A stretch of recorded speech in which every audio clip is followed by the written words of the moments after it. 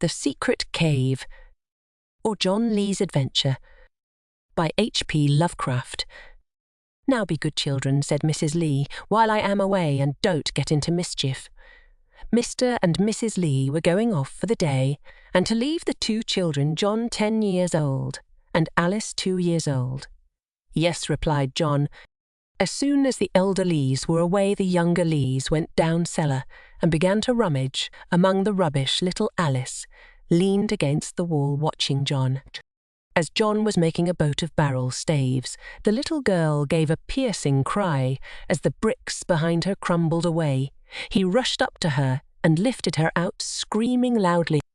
As soon as her screams subsided, she said, the wall went away.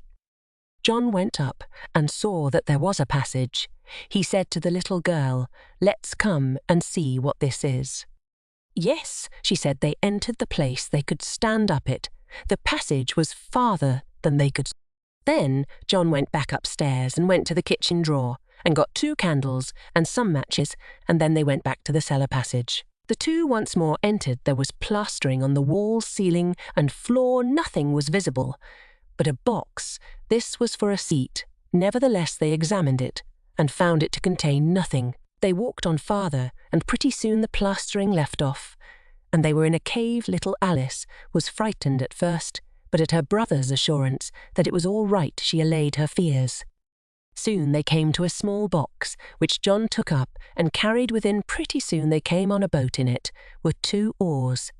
He dragged it with difficulty along with him. Soon they found the passage, came to an abrupt stop. He pulled the obstacle away, and to his dismay water rushed in torrents. John was an expert swimmer and long-breathed. He had just taken a breath, so he tried to rise, but with the box and his sister he found it quite impossible. Then he caught sight of the boat. Rising, he grasped it. The next he knew, he was on the surface, clinging tightly to the body of his sister and the mysterious box. He could not imagine how the water got in, but a new peril menaced them. If the water continued rising, it would rise to the top. Suddenly a thought. He could shut off the water. He speedily did this, and lifting the now lifeless body of his sister into the boat, he himself climbed in and sailed down the passage. It was gruesome and uncanny. Absolutely dark, his candle being put out by the flood, and a dead body lying near. He did not gaze about him, owed for his life. When he did look up, he was floating in his own cellar. He quickly rushed upstairs with the body.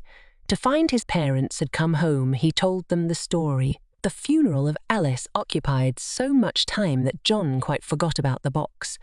But when they did open it, they found it to be a solid gold chunk worth about $10,000, enough to pay for anything but the death of his sister.